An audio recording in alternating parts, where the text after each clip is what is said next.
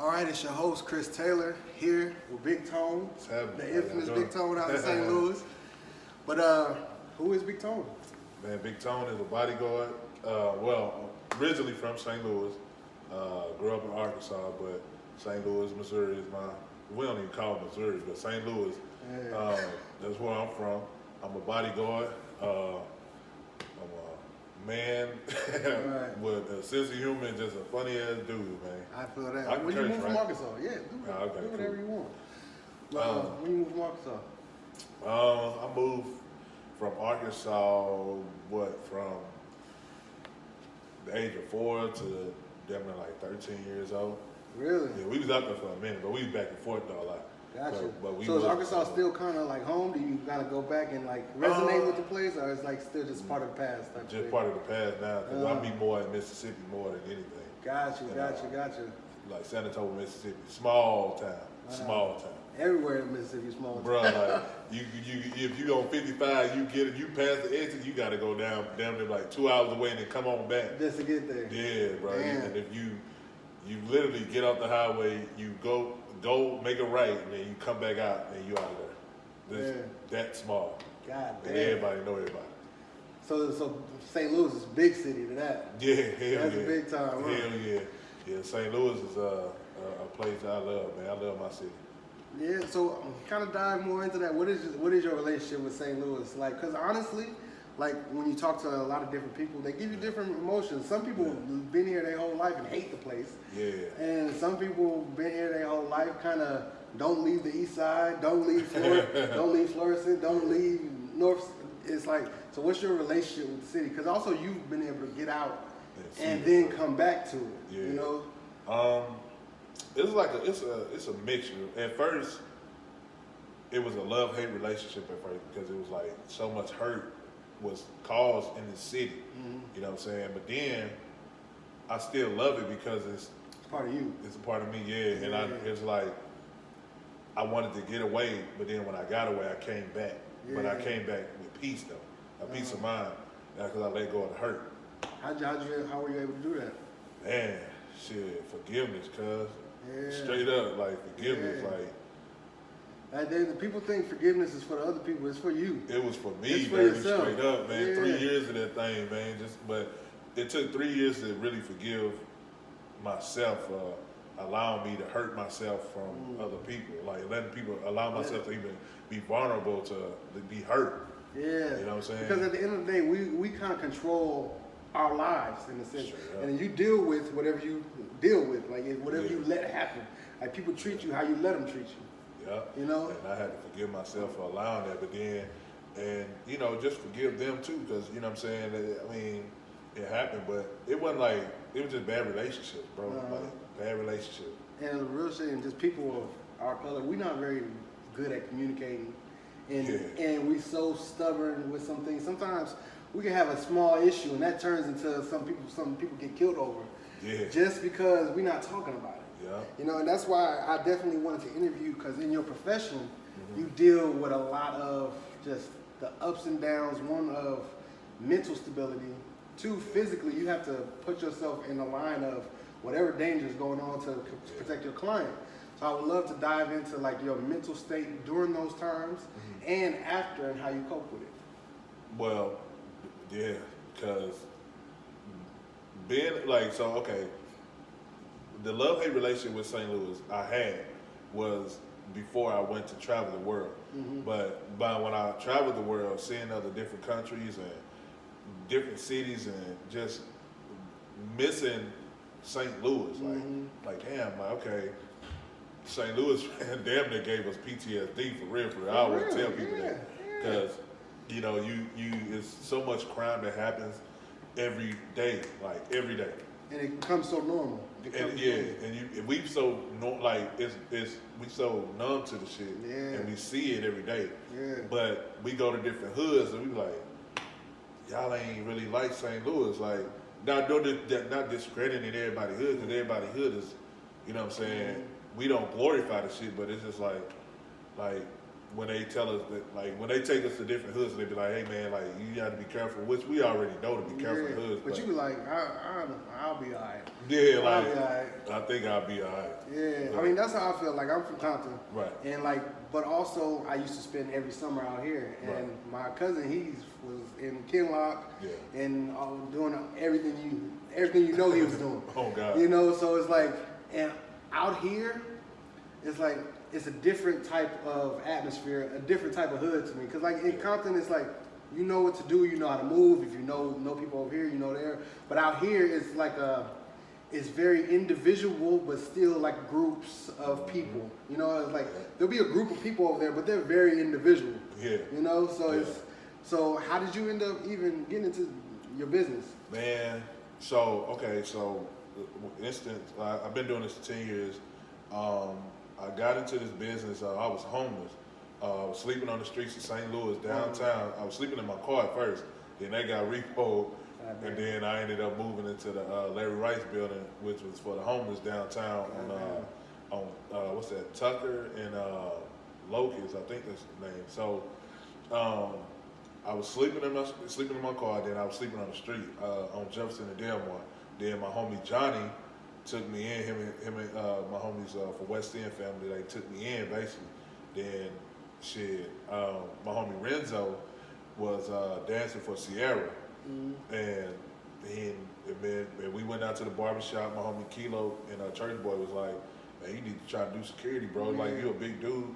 I'm like, that's the funny thing, because I used to do security over at the Broadway over West Florissant and New Hallsfield over there. And it's just one of those things, you're a big dude, people be like, you might as well just do security. Yep. So do you feel like you were you were kind of made for it, or you kind of got pushed into it, or it's something that you like? I feel like I was made for it because I'm a protective person by nature.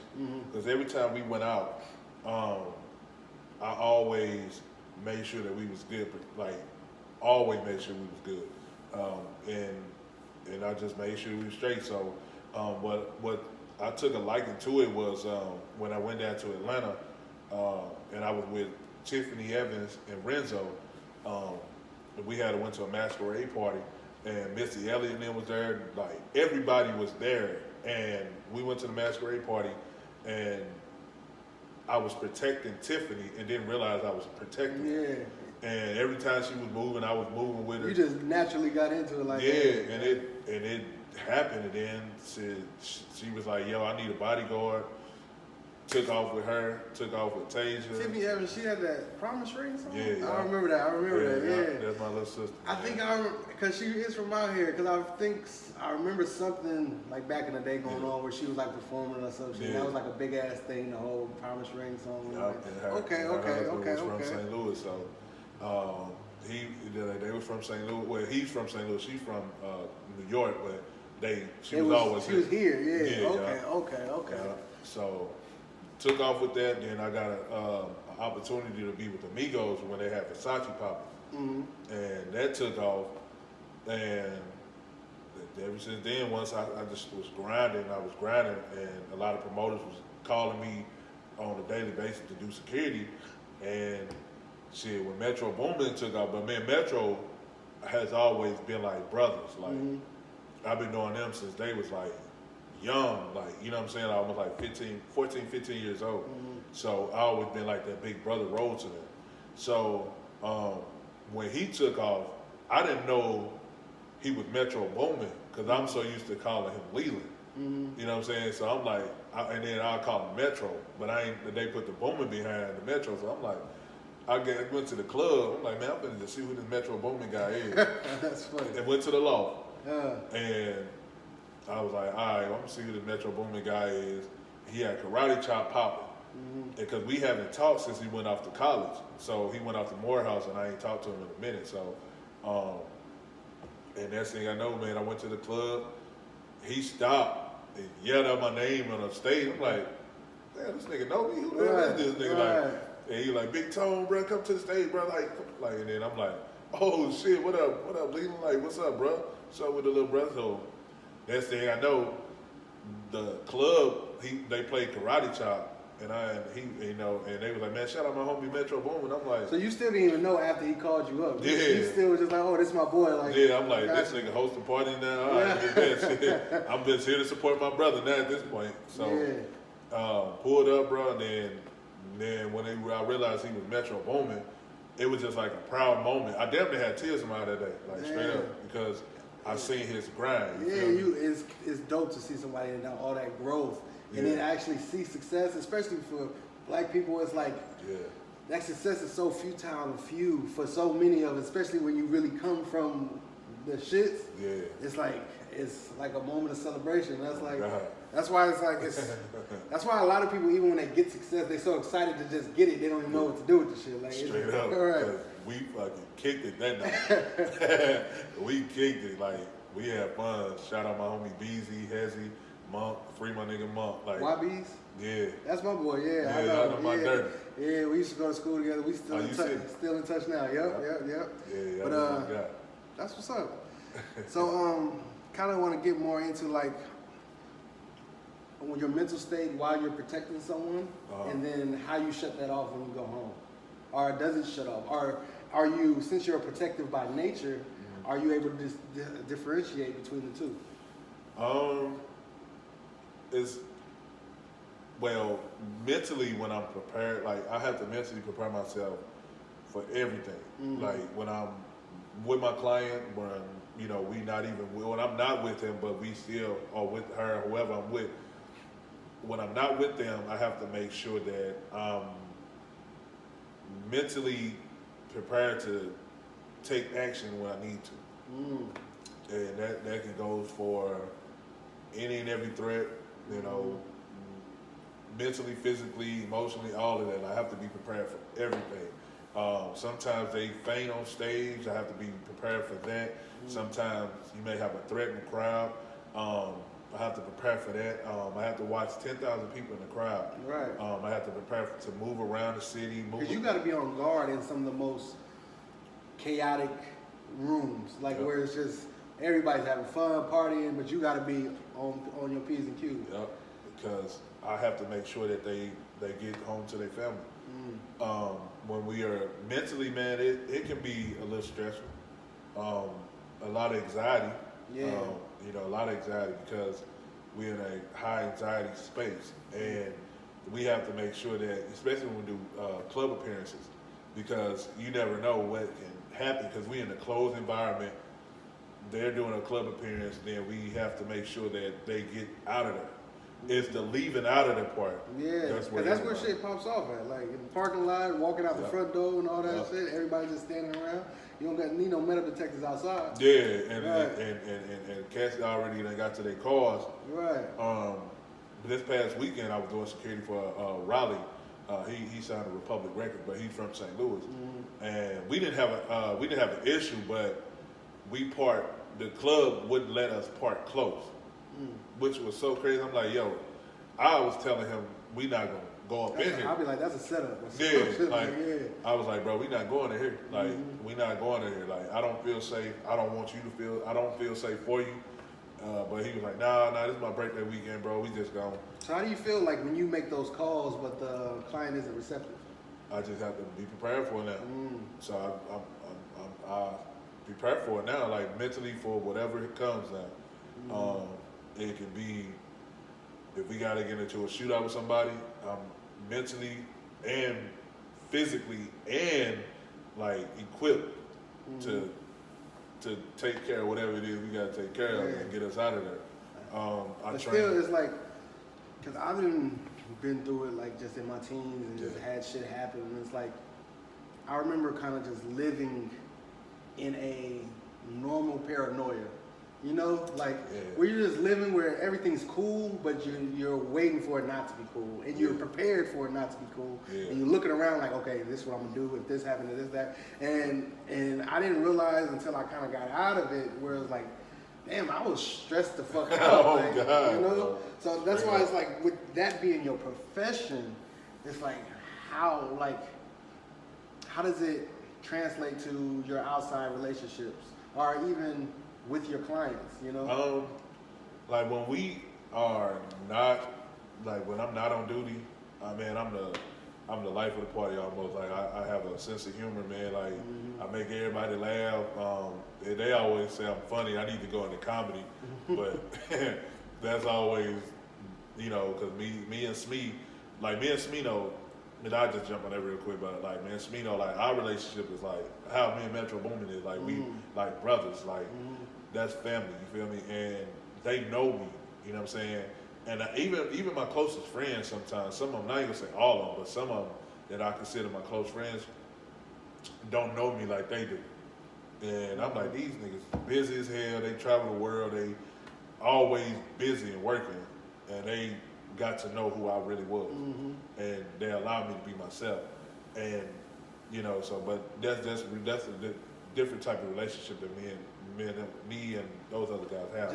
Just on that tip, like, do you feel like you're kind of, and this isn't even having to do with security, like just in your new relationships with your clients and stuff, do you feel just more comfortable just being yourself now that you're outside of your original environment?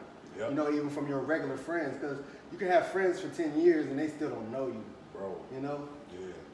I feel comfortable around them. Like, I can be myself. Like, because it's different when the people around you aren't so worried about shit. Yeah. Like, and like y'all can really relate and have fun and stuff like that. But if you on guard with your niggas or just chilling with your niggas, it's like you still can't break guard or even be like, damn, I had a stressful ass day today, bro. Yeah. Like, not even on that base, but you get what I'm saying. But no, I will. But they know, like, for instance, it was a situation that happened in Boston. Me and Smino was performing. We had a show, and there was some racism going on. Like, they really showed up on some. The police out there was racist, bro. Like, the security was tripping, and we had to let them know. It's like, because the security officer put his hands on a black young lady in our crowd, and shit. I don't react until Smee react. Now, once I seen him react, it's like, all right, let me step my ass over and see what's going on, because I make sure that I talk to every security staff in the building. I touch their hand. Hey, how you doing? They know me. I embrace them. They know me. We built this kind of somewhat of a quick relationship. So if something pop off, we can look at each other and have some type of understanding of like, all right. Yeah. Yeah. But for some reason, he must have fucking ran out of steroids or some shit and lost his damn mind, but he's finna get it together quick, because I wasn't bullshit with him. I don't bullshit with people when I'm doing my job. I don't bullshit with people. And I learned a lot. Me just being a man and being from St. Louis, I don't tolerate bullshit. And I just knew how to cope with that. So they took the security out of the venue. The speech fans were so understanding, and they just wanted to see the show, so they wasn't rowdy. So shout out to the fans, like, appreciate y'all for that. But after that, we had a fun ass time. That was one of the best shows that we had, because we enjoyed ourselves. We kicked it. And then when we got off the stage, that's when the police was like, oh man, they had a gun in here, but I had it already on the bus. I never brought it inside the venue.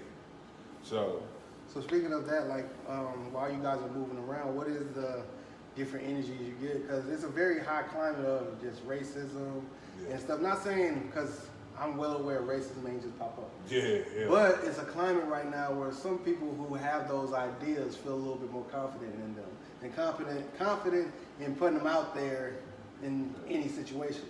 You know?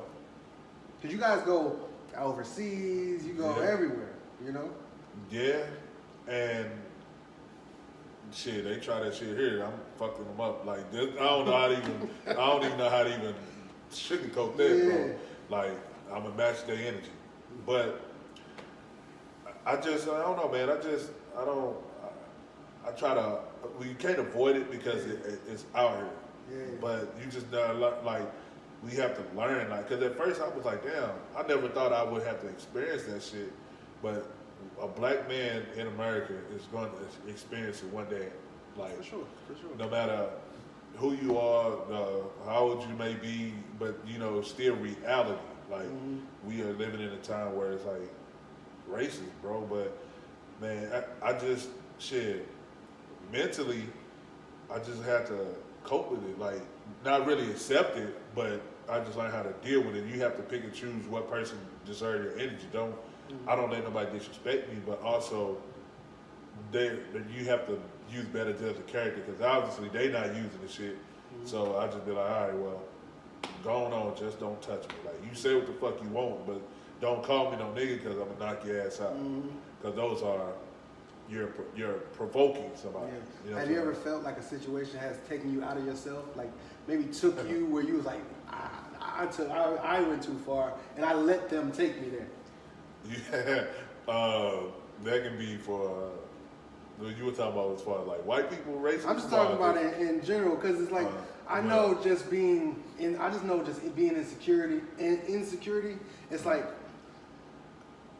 when I was in security, I never really got like emotional while the shit was going on. It was like, oh, we're doing something happened, let's handle it. Right. But you know, sometimes people will provoke and do things where like if you start fighting, sometimes you get to a mode where it's like, all right then, I'll fuck up everybody. Like, you know, and it's hard to even be in that place when, let's say you have a conscious mind frame when it's like, I don't want to be a bad person. I don't want to do fucked up shit. But this is also my career. Yeah, and that's the thing. I have a heart to a certain extent, because I'm not an aggressive person to like all the time. Well, you know me, but they don't know. But I'm not aggressive all the time. But well, it was a relationship that I was in that took me out of character, and it was like. And that's usually what it'd be. It'd be the relationships that really take you there. Took me out of character, but I'm not going to incriminate myself. So, yeah, I thought y'all had me. Hell no. But those that know that man situation, man. And I'm definitely not going to give her no damn shine. But that relationship, man, was extremely toxic. But it taught me how to become a better man than I once was before, because. I started reading more. I started becoming like doing law of attraction, like becoming what I want around me. Right, exactly. Yeah, man.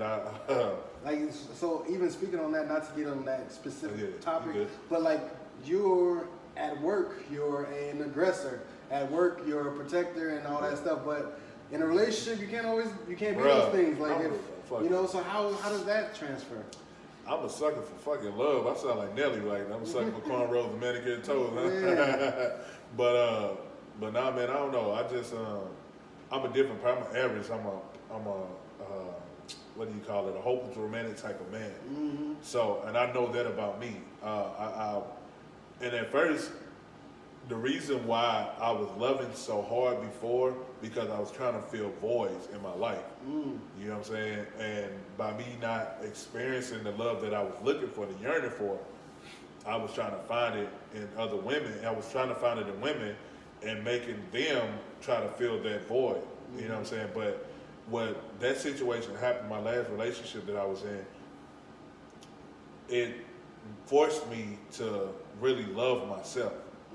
And that was the void I was missing. You know what I'm saying? I wasn't loving myself. Most times when you find yourself outside of yourself, you see that you have not been loving yourself because you let yourself get there. Yep. Yeah. And that was the void. And then it helped me mend that relationship with my daddy, my mama, my family. Like, even though me and my mama relationship has always been tight, but it was a little tarnished because it was the situation. Because when I was homeless, I had a lot of resentment towards my family because like, damn, like how the hell y'all let me go through this shit and y'all.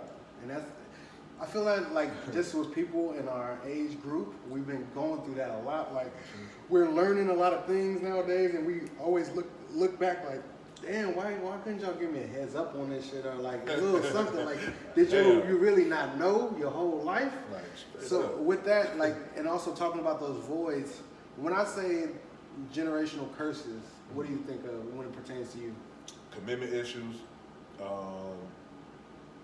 Commitment issues to a certain degree. And why do you think, like, specifically, like, in which ways, like, from which parties?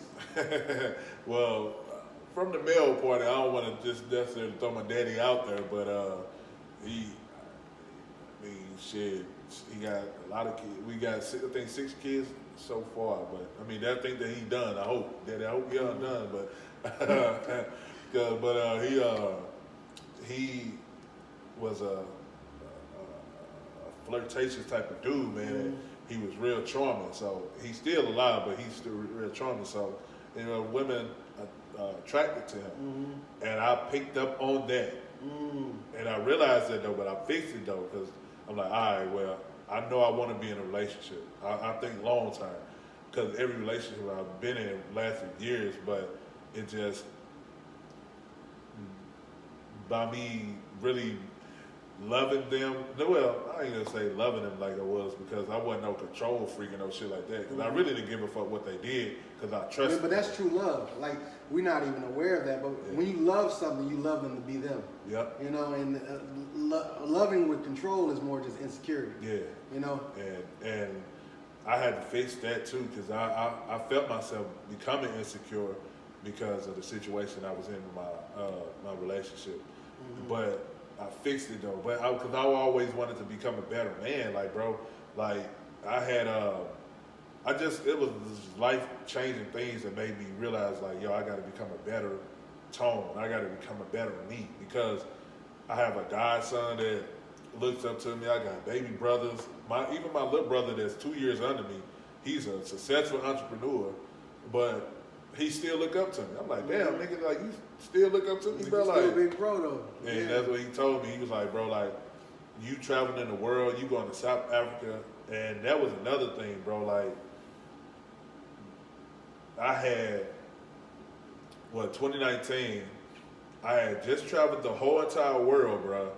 Went out of the country. I've already been out of the country, but this time it was like been publicly with Smino them. I went to Toronto. I've been like everywhere, bro. Like I mean everywhere. But when we went to South Africa in October, around his birthday too, October 19th, 2019, we went to Cape Town, and I'm like, we went to the Tabletop Mountains, bro, and it was just like the air was so fresh, bro, and I was like, damn. 9 years ago, I was sleeping on the streets of St. Louis. And 9 years later, I'm in South Africa, traveling the world, doing what I love to do. And that right there was like that turning point. It was like, damn, like, man, don't give up on yourself, bro. Like, love yourself. When you start loving yourself, man, things start opening up for you that you don't even understand. So that right there was like, damn, I can't give up on myself. So I started pushing myself. I started opening up businesses. It was just seeing that it was just like so much opportunity that nobody even see. Like people that are in America would never, ever, ever be able to go to Africa, because sometimes they may be scared of the 22-hour flight that they got to be on. Yeah. Some may be. But also, we're conditioned to be afraid of everything outside of us, because we feel of our importance so much that we're the greatest. We feel everything else is inferior.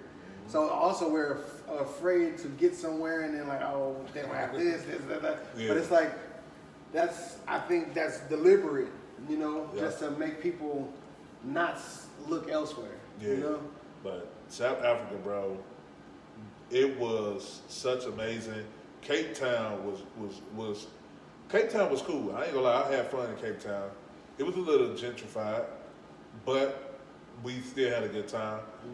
But Joburg, bro. Yeah, I heard Joburg is wild. Yeah, Joburg was, because we had the best show that we ever had, bro. I hear that from a lot of artists. Like, when they go to Joburg, that's their best show ever. Every 40,000 people, bro. Shit. And they was screaming for Smino, bro. Like, and I'm like, I said, bro, you a fucking superstar, nigga. Like, and he laughed, like, bro. I'm like, no, nigga.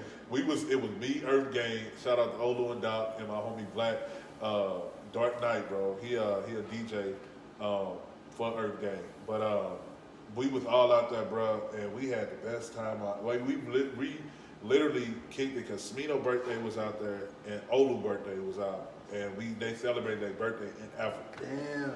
You know, I think I was just recently watching an interview with Earth Gang, and they were talking about the same situation. I think so, because it was their birthday. Yep. Yeah, bro, when I tell you, man, it was just, that was life changing. Then we came back 2019, December 2019. Smee had just dropped Trina, and then we went down to Miami to meet Trina. Then we left, came back. Then the nigga performed with Nelly, bro. We had just met Mo in person, and I met him a few times, but with Smee, we had just met him in July 2019. And we was in Kentucky. Bro invited us to his tour bus, bro. It was amazing, but you know, and shit, we like, nigga, this is a hometown hero. It's Nelly, nigga, like. I mean, Nelly, past St. Louis legend. For one, Nelly came out of St. Louis and he just broke numbers and did everything. Like, I was in Compton, had Nelly's shit. I remember when his album came out, my boy ran to my house at like 8 in the morning. He was like, I got the CD, and then as soon as he said it, I ran to my stereo, cut it off, like, I got that shit. And it was like, and on vice versa, I hopped in the car with one of my mom's friends that worked at the airport. She was white. And she was like, what you know about this? And she played the Nelly CD. And I'm like, and that just lets you know how far he went, you know? Because once white people start loving white people, like them old white ladies, boy, they love Nelly, boy. They be like, so it, dude was just, I'm like, bro, you out in Kentucky. Like, we out in Kentucky, like, bro, Kentucky, my nigga, like, that ain't, only thing I know about is Kentucky Fried Chicken, bro. That's it. You know what I'm saying? But you know, we out here, bro. We with Nelly, so everybody feel comfortable. My homie Dante Wade is a security, and that's a good brother, bro. Like, he's a good brother, dog. Like, he's a good dude, bro. I mean, I ain't gonna tell his story. I'll let him tell his story, but the work that I'm seeing him do for his mom, bro, like, that's a good brother, like, straight up. But yeah, man. Fast forward a couple months later, bro. Like, we pulled up in St. Louis. Smee hit Nelly like, yo, bro, we performing at the pageant. Y'all should pull up. Nelly said, bro, I was right there. He's like, say less, Nephew, I'll be there. I was like, oh, shit. Yeah, we was there. Yeah. I was standing right next to Nelly. Oh, God, yeah. And then that food was fire, too. Shout out to Chef Rabbit, man. Yeah. Shout out to my wife. Oh, God. Bro, the food was fire. And that drink, bro. But anyway. I did the drink. I made that drink. He's like, that's my work. But yeah, man, that food was fire. All that shit was fire. But when Nelly done pulled up, bro, he was like, just, hey, man, this your show, bro. Let me know what you need me to do. And he was like, man, you just come out and perform with me. And when he said, all right, bet, bro, when he walked out on the stage, the crowd was already piped up. But, bro, it felt like they just seen Moses and Jesus walking out together, bro, on the stage, bro. I was like, and that's so crazy they call him Mo, but. Right. That's funny. But he, man, it was just like, damn. It was a surreal moment for me. I ended up getting the picture blown up that we all was on stage together, and I was like, damn, like, I'm performing with Nelly, bro. Like, I ain't performing, but I'm on stage with this nigga. I'm protecting him. And then fast forward a few months after that, well, a year, because now, shit, we was in a pandemic. But 2021, my homie JR just did a song with Nelly called Fully Loaded. And now I'm actually working with Nelly now. Like, I'm assisting, securing JR, Nelly, and some PMG artists, all of them. So I'm like, damn, like, I'm right here. And that right there, bro, and that made me feel like I made it. Even when I worked with Solange, and that was a random. So, what's her energy like, man? She seems bro, she's so cool and chill, bro. Like, her and her manager, man, like her manager is so cool, bro. Like, and when I thought, funny story with them, we missed our flight going to New York for this MoMA event that we had in New York. So we missed the flight. They canceled the flight that morning. So we had to fly out the next morning, early too, like 6 in the morning. So we are I had just got back to the house. It was like 7 in the morning. Classic called me, which is Smino's manager. He like, bro, what you doing? I said, well, shit, nigga, obviously I'm just sitting here twirling my hands and watching fucking cartoons right now. You can't go out of New York. Right. He's like, he started laughing. He's like, bro, I got a gig for you. I'm like, all right, bet. Who? And he was like, Solange. I said, bro, come on. Bye. I hung up on him. I hung up on him, bro. He called back, crying, laughing. He said, no, bro, I'm serious. He said, bro, no. They called me. They need security. I'm like, all right, man, set it up. So, but I knew he wasn't lying because Classic, like, he's a real connected type of dude, but it just don't sound real for you. I'm like, bro, because they play a lot. Yeah. Like, and we play, because we all play. Like, we get the job done, but we have a sense of humor around it. They know how I played, and we play. But anyway, I actually became nervous when her manager called me. Really? And I'm like, oh, shit. So I told my homie Jeff, I'm like, bro, what I'm supposed to wear? What I'm supposed to do? And so I showed up. And she walked out. She walked out the elevator. I'm like, damn. I'm straight with Solange. Like, oh shit. All right, let me get into it. I was starstruck for a second, but I kicked in the high tier. And I got her out of the hotel to the destination, and we moved around, bro. And that right there was like, damn. I'm really a celebrity bodyguard now. And now my name, I done built a brand now to let it speak for itself. So to answer some of the questions you had asked me, mentally, I've been, once I healed, it took the 3 years to heal from my past relationship. I didn't want to bring that to nothing else. How I healed, I went to counseling. I started reading more. I started seeking knowledge. So you just self-voluntarily went to counseling? Damn. Yeah, because I wanted to heal. I mean, that's big because, in our community, that's not something that even people suggest often. Yeah. They actually shun it and look down upon it. Yeah, then they want to call us crazy. It's like, and then I be trying to help cats like, bro, like, y'all need to read, bro. Like, y'all need to read a lot because once upon a time it was illegal for us to read. Right. So, and there's so much game in the damn books. It's like, but that's, we'll have another conversation about that. But I voluntarily went to counseling. I healed. I wanted to heal. A lot of my friends, like you and your wife, bro, y'all was supportive of me during my time in 2020. Because you remember them calls, I was calling y'all a lot, bro. But just being around people that support and understand how they dealt with things and they gave you pointers on how to deal with it. And the best thing to do is when somebody give you advice, apply it to your life. You know what I'm saying? Don't shun upon it. Like, just do it. Like, don't look down upon it. Ain't nothing wrong with going to counseling. I go, I'm a real, I don't want to say a real nigga because that's a cliche. I'm not a big fan of that verbiage, but I understand what you're saying. I get what you're saying. But it is like, I'm a man first. I'm a leader second. I'm a student, and I'm a mentor. I'm still learning, but I came from the hood, so I don't let my past life dictate who I am today. You know what I'm saying? Because I want to become a better man for the people that's, when I start having children, I want to put on a good representation for them. You know what I'm saying? So, yeah, bro, I mentally got myself ready.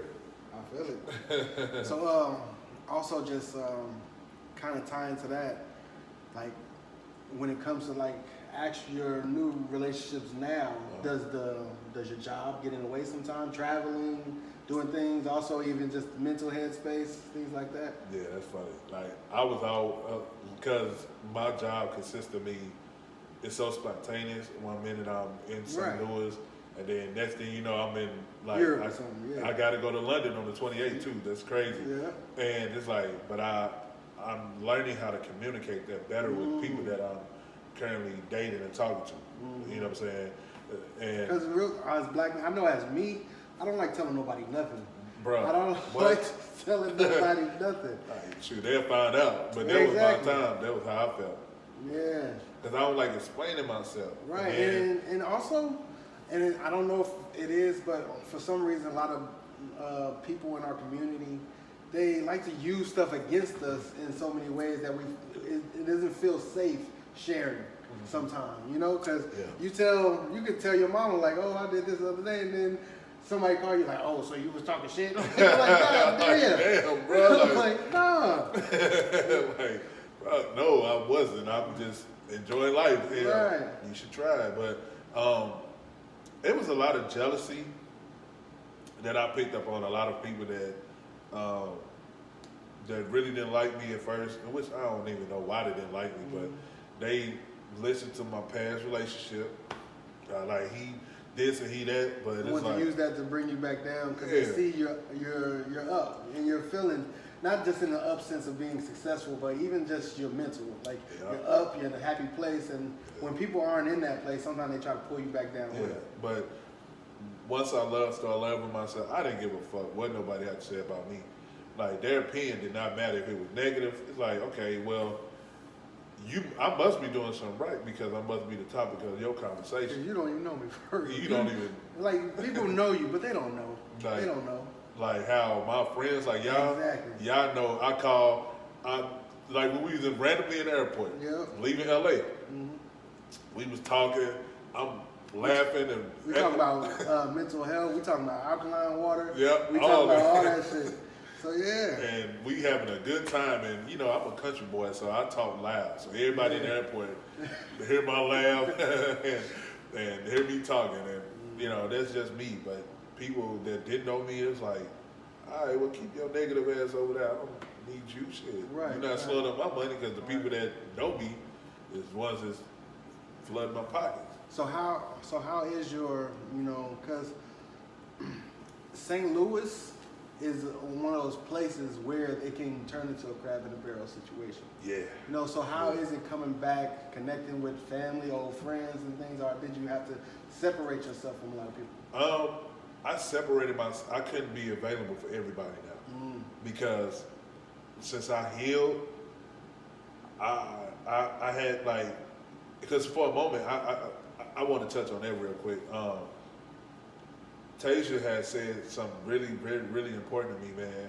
She said that she was attracting broken people because she had something inside of her that was healing for them, and it was draining her sometimes. But that's how I felt because I'm like, damn, why am I attracting so many broken women? What is it about me that I have for these women to be whole again? It's like, here it is, I'm building them up, I'm helping them become a better version of themselves, and I'm draining myself. So when they leave, I don't have nothing to give back to myself. You're less than, because you're just giving, and not getting much in return. You hear me? And so I started, and that's when I said, like I said, man, I started loving myself. And now, since I started loving myself, bro, I attracted so many beautiful people.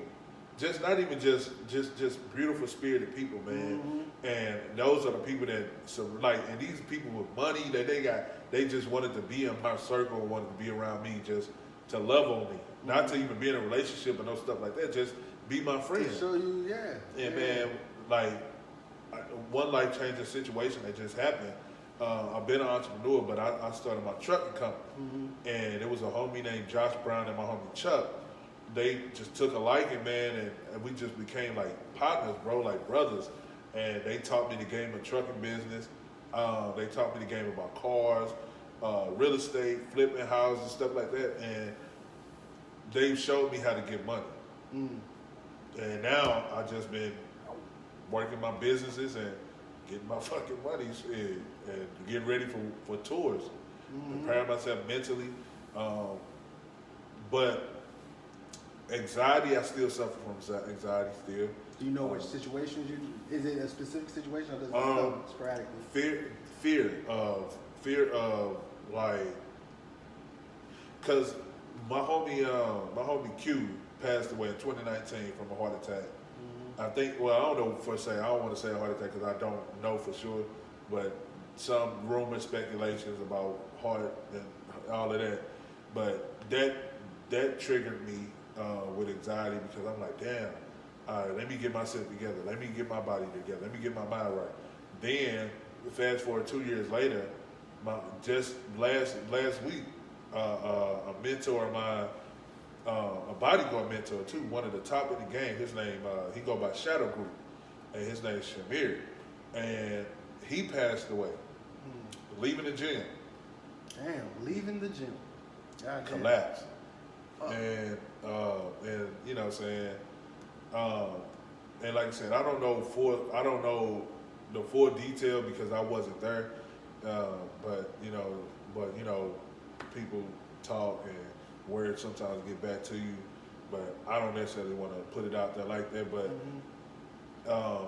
he passed away, and it was so sudden. And we were just watching his stories, and he was in good health, but we don't know what was the underlying. So the thing is, we're kind of starting to get aware of what good health is because people are going on their self-love journeys and things like that. Yeah. But it's like we don't really know anymore. Yeah. You know, people can be working out, doing things every day, and you still not know how a person feels. Here's my wife right here, she's walking in the door. Hey, what up, Chef Rabbit? Chef Rabbit.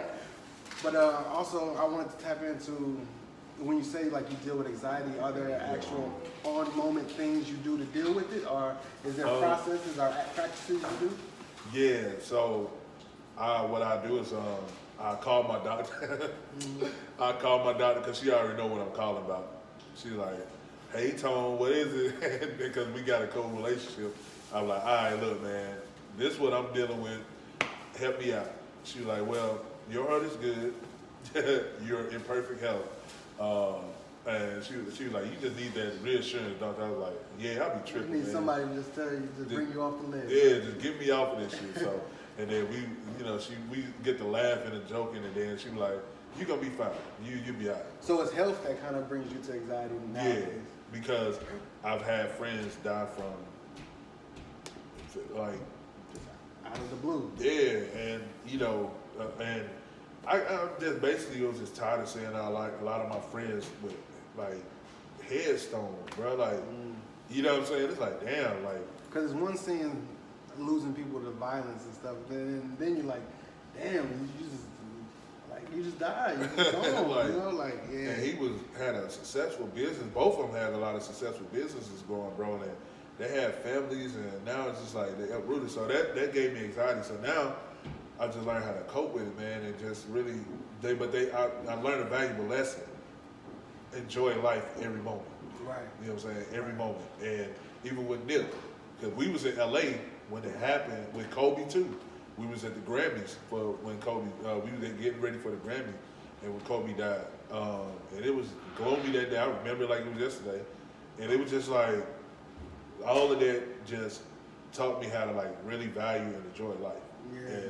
And just enjoy it. So that's where I've been at mentally, man. Just like learning how to deal with that. So I just love people. I give love out and I get it right back. Mm-hmm. So that's how I've been dealing with it. So are you able to like extend any of your learnings to the people you know, like maybe your parents or other people? Are they receptive of your new ways of thinking? Man, hell no. Because everybody take me for a joke. Man. They play a lot, but Zeus, calm down. She'll be right back.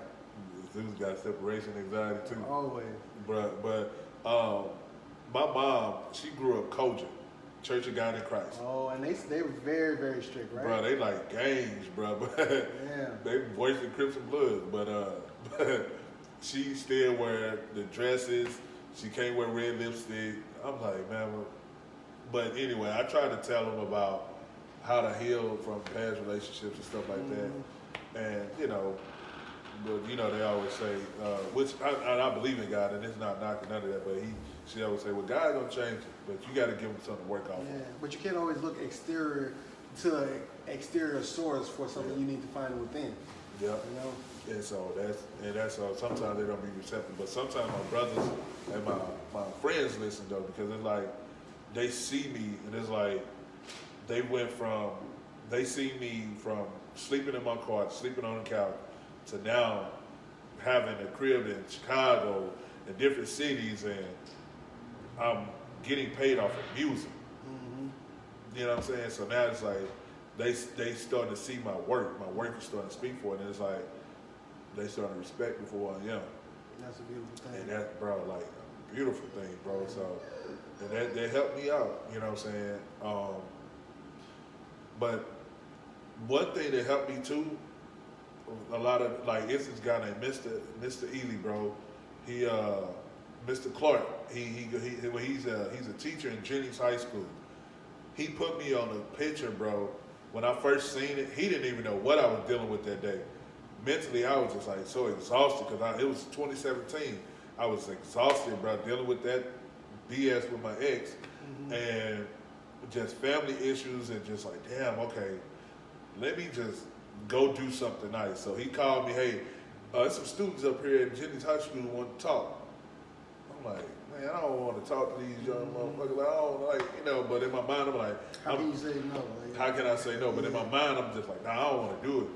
So then I showed up, bruh, they had my picture up there next to Shaq, Michael Jordan, Kobe, Steve Harvey, all of these great people, bro. Here it is, and you see Big Tone.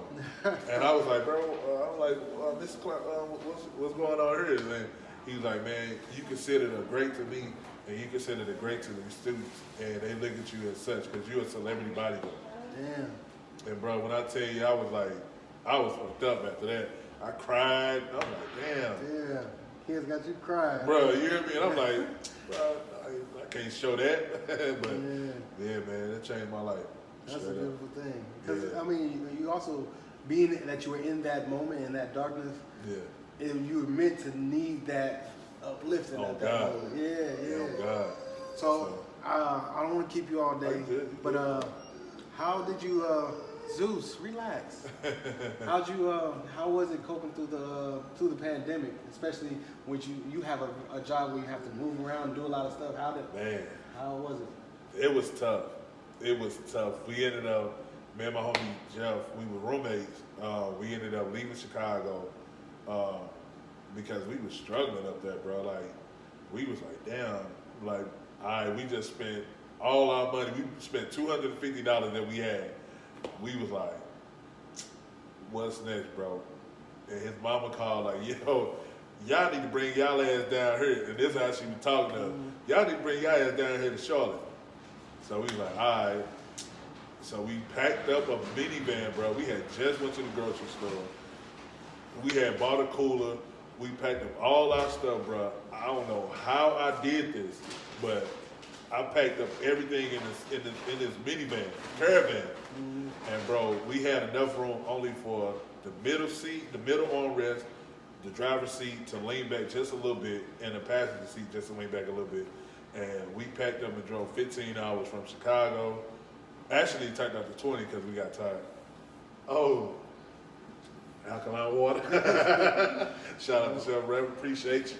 But yeah, man, we drove 20 hours down there to get down to Charlotte to be around, be with his family. Then that's how we was able to get through that. And then I was suffering from the separation anxiety from St. Louis. Really? Yeah, I was. How could you describe it? How could you describe separation anxiety? Man, I was just missing family and friends.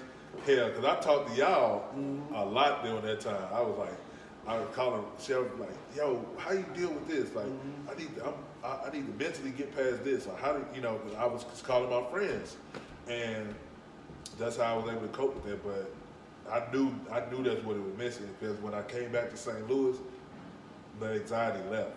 Really? Damn. So I was like, all right, this is where I probably need to be at for right now. You know what I'm saying? But it's so crazy to say that, because I travel the world and I'm away from people. Yeah. But I don't be around them. But just knowing that it was a pandemic going on. I didn't know what was going on. You had to be in that security, that safe place. Yeah, I had to be in that safe place because I had to be here for my family too. Right. And by them, because I'm like, my mama got asthma, my stepdaddy was going through health complications, my dad too. it's like they up in age, so I'm like, nah, I don't want to be that far away, and I can't get back to them when they need me. Mm-hmm. As soon as I came back, as soon as I came back, my mom was feeling a little ill, and I'm talking about fresh off the plane, bro. Fresh off the plane, I spent, I had $67 into my name. I didn't know how I was gonna make it, but my mom was like, she was coughing. She was like, yeah, I'm not feeling too well. I'm like, oh, fuck that. Let me go to the damn Walgreens, and I bought a ton of vitamins, and the next day she was like, she's feeling better, man. And I told her to perk that shit up, figure it out. Yeah, because this COVID shit, it's like, Yeah, that shit's it's scary. also a mind state too that can be receptive, and you can take in something and let it deteriorate your body, you know? Yeah. You gotta have a strong mind and can make it through anything. Yeah, and that helped, man. Just being around family and friends and calling y'all, and for you all to be so available for me, dog, that meant a lot too, because y'all were available for me. Like y'all didn't, even though y'all knew what I was calling about, y'all didn't be like, well, what the hell Tone want this time? Like, but you all like, hey, what's up? Like, but excited to hear from me, and that's what I needed, because you know what I'm saying. So I appreciate that straight up. Yeah. Because that was love. But it's all good energy, man. Like ever since we met, it's never been no problem. Not saying even just problem. It's just been good energy. No awkward silences. No awkward. It's just,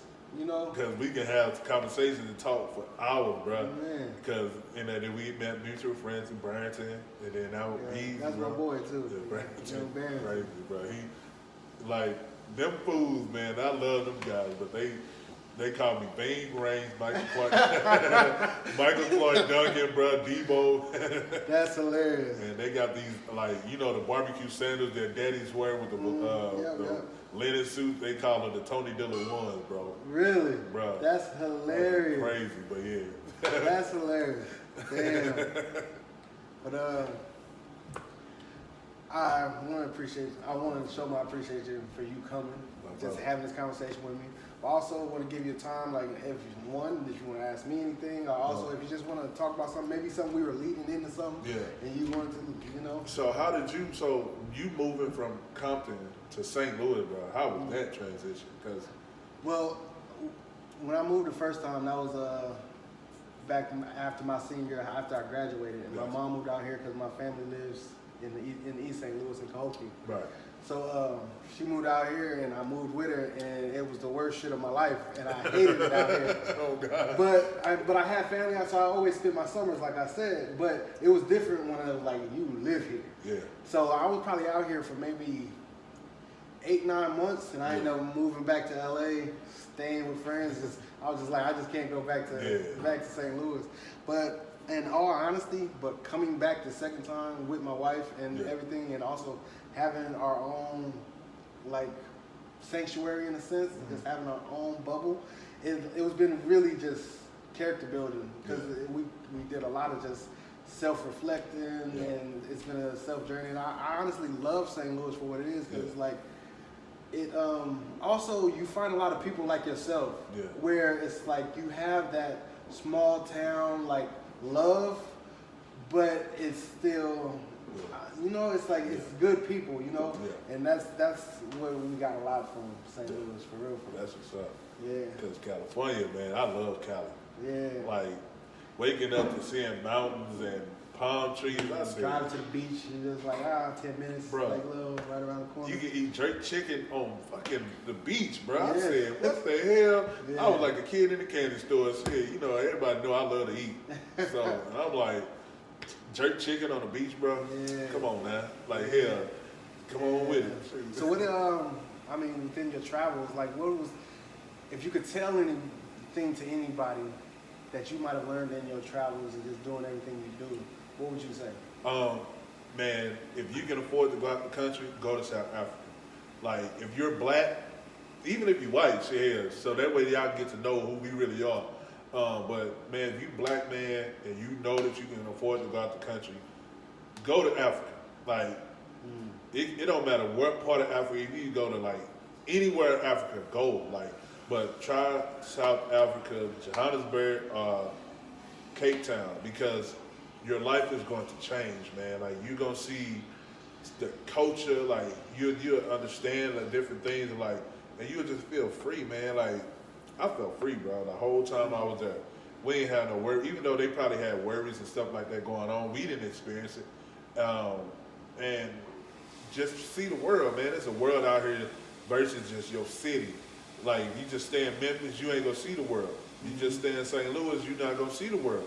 You got to get out and see the world because there's a whole world out here, and it's gonna teach you a lot about yourself. You're gonna learn independency. You're gonna learn about yourself. You're gonna trust yourself more because you only have yourself to rely on when you're amongst all of this stuff that you're doing. So, see the world, man. Like, that's honestly my advice. Like, because there's a whole world out here. You got continents out here, bro, and just seeing the world. Now, I ain't gonna mess with no water and jumping out the airplanes. Like, I'm a 300-pound man. I don't think no damn parachute gonna catch my big ass. I'm gonna be like a missile down there. But so, yeah, so that ain't me. But hey, each his own. Y'all do y'all thing. But yeah, I ain't doing that shit. Well, I appreciate you, Big My Tom. brother, appreciate you, Dirk. Man, peace.